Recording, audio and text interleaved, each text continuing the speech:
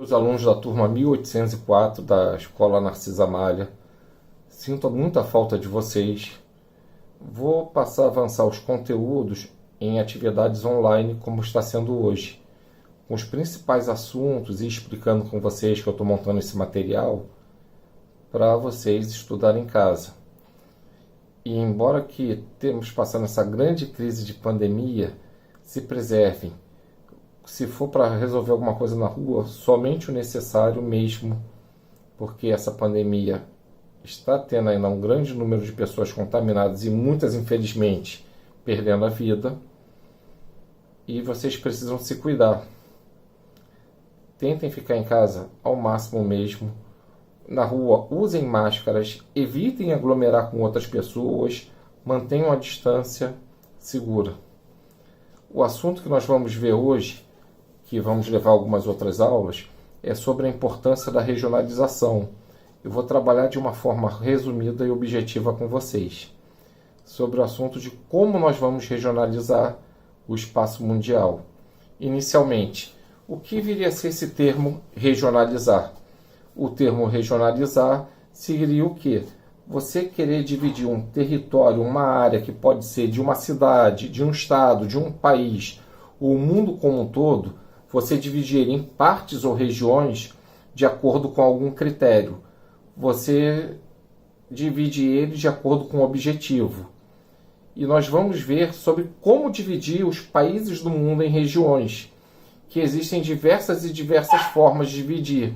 Isso aí seria o termo regionalizar, e nós vamos ver as principais formas ou critérios dele. Inicialmente, nós vamos ver alguns exemplos que nós vamos utilizar nessa aula online, como a fisiográfica, que é a mais conhecida no mundo, onde os países são aglomerados em continentes, que nós temos 6 continentes no mundo que nós vamos ver com mais calma. Histórico-cultural, baseado pela história dos países e pela colonização europeia, também ela é chamada de regionalização eurocêntrica.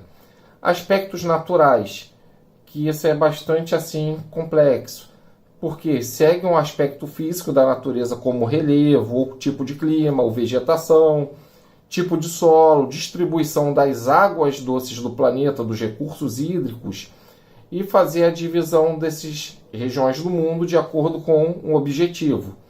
Níveis de desenvolvimento é dividir pelo grau de economia e riqueza dos países, em desenvolvidos, que são chamados países do norte, e subdesenvolvidos, que são chamados países do sul.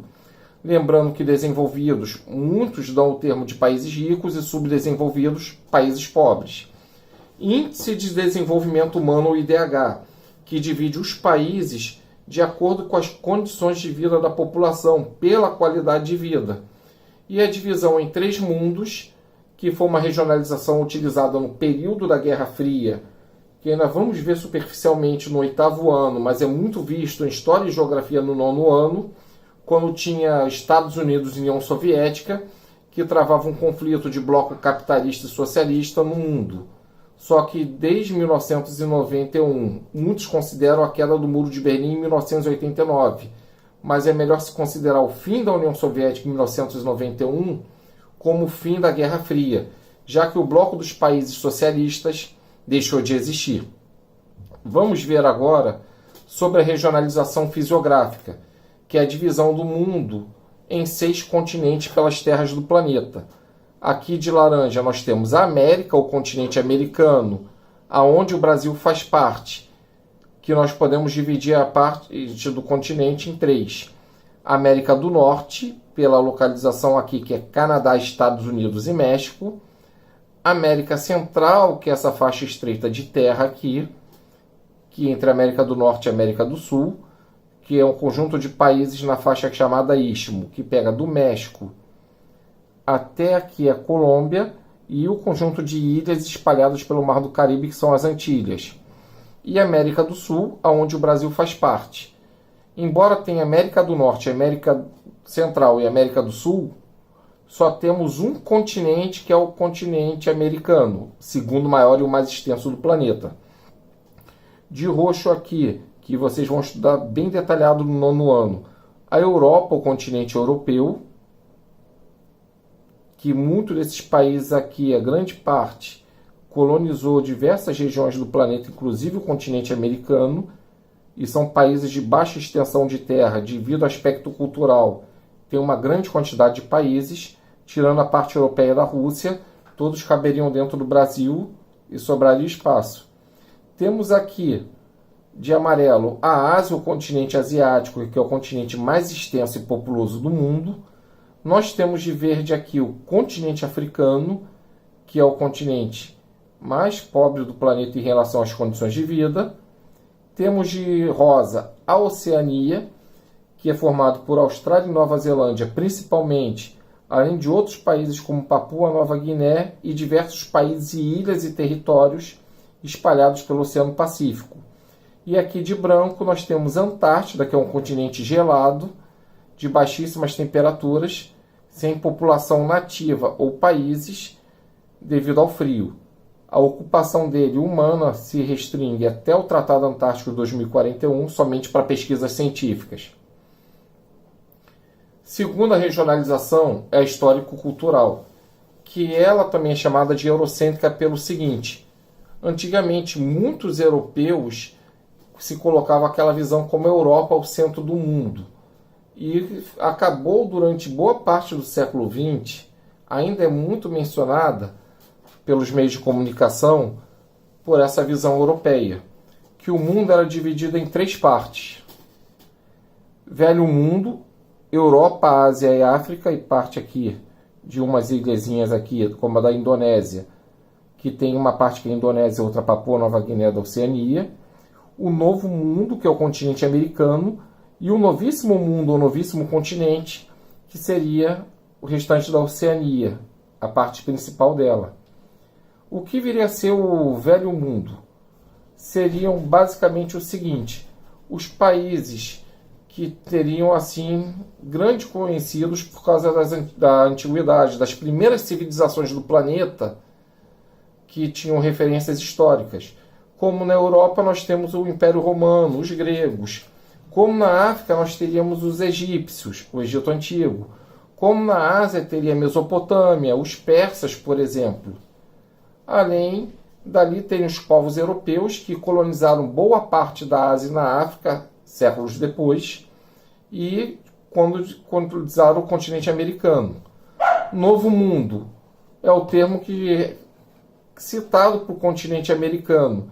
Por que Novo Mundo? Que o continente americano foi o primeiro continente que os europeus descobriram e ocuparam e colonizaram, seguindo a data histórica de 1492, com Cristóvão Colombo descobrindo o continente, e ele foi ocupado inicialmente por áreas de domínio português e espanhola, e depois vieram outros povos colonizando alguns territórios, como ingleses, franceses e holandeses. E o Novíssimo Mundo, que é a Oceania, recebe esse nome porque foi o último a ser descoberto e colonizado pelos europeus. Ele foi descoberto em 1770 pelo inglês James Cook. A regionalização por aspectos naturais é aquele assunto que muitos já estudaram no 6º ano, principalmente, que as regiões do planeta dividido por tipos de relevo, como tem no mapa, como tem aqui mostrado pelos tipos de climas ou pelas zonas climáticas do planeta, e também poderiam vir pelo tipo de solo, pelo tipo de vegetação. Isso que seria por aspectos naturais, que é bastante complexa, das formas que poderia ser seguida. Temos a de níveis de desenvolvimento, que é para dividir os países ricos e pobres de acordo com a economia.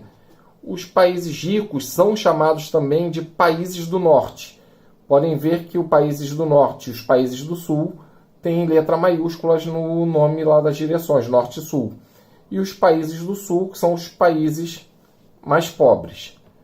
Reparem o seguinte no mapa, que essa regionalização ela não segue a linha do Equador em hemisfério norte e sul, mas é uma linha imaginária que serve para designar o seguinte: os países do norte, que são os que estão de azul no mapa, são os países mais ricos ou desenvolvidos, que é o caso na América, Canadá e Estados Unidos, parte do continente europeu, algumas regiões do planeta que leva aquela dúvida de desenvolvimento ou não, como parte da Rússia e de países que faziam parte da União Soviética, apesar da dependência econômica. E temos a Austrália e Nova Zelândia, sendo que a Austrália e Nova Zelândia são localizados geograficamente no hemisfério sul, mas pelo nível de desenvolvimento delas, são chamados de países do norte. E os países do sul, apesar de terem territórios localizados no hemisfério norte, recebem esse nome com S maiúsculo para distinguir pelo seguinte: são países subdesenvolvidos, países que têm uma grande dependência econômica e muitas vezes atraso tecnológico em relação aos países mais desenvolvidos. Aí enquadram o México, os países da América Central e América do Sul, também chamados de América Latina, os países do continente africano, grande parte dos países asiáticos, tirando assim alguns dos tigres asiáticos como Coreia do Sul e Japão, sendo que China, Coreia do Sul têm assim algumas contestações, apesar do grande desenvolvimento econômico que esses países possuem. Há também o caso das condições de vida da população, já que os chineses, embora sejam a segunda maior economia do mundo, grande parte da população da China vive em zona rural. O índice de desenvolvimento humano da China não é considerado elevado, sim médio. Outra divisão é pelo chamado IDH, o Índice de Desenvolvimento Humano.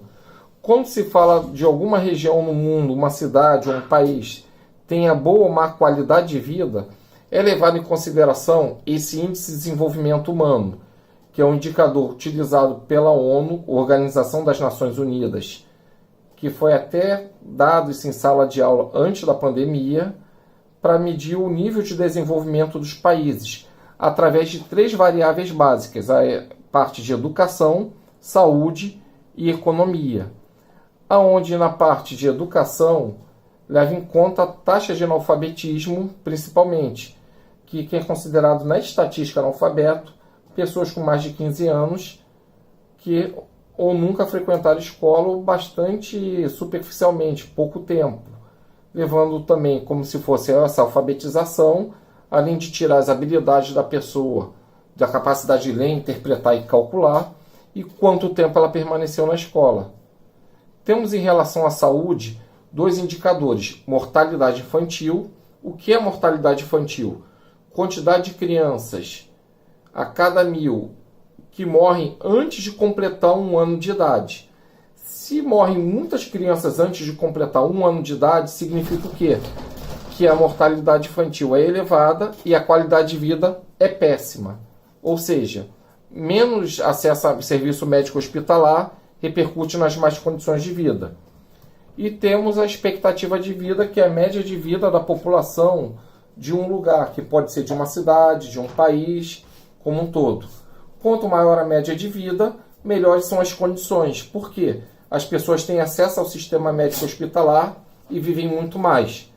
Na parte de educação, que eu já havia falado com vocês inicialmente, e temos a parte da economia, que é pela renda per capita, mas não é uma coisa muito transparente.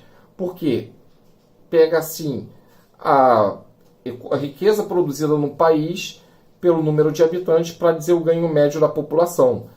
O Brasil, por exemplo, é um dos países com grande desigualdade social. Nem todos têm o mesmo salário.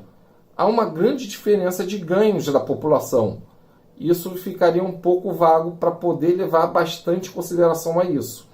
E temos também pelo padrão de vida da população. O que seria o padrão de vida e poder aquisitivo ali, também que é elevado pela taxa de desemprego.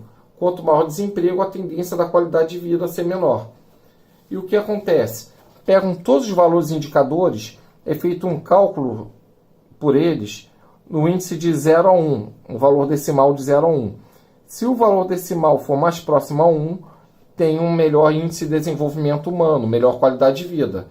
E se o valor for mais próximo a 0, piores são as qualidades de vida daquele lugar. Geralmente, quando o IDH é considerado muito abaixo da média de muitas condições de pobreza, muitos países, principalmente da África e alguns da Ásia, passam por isso, é um indicador de 0 a 0,499.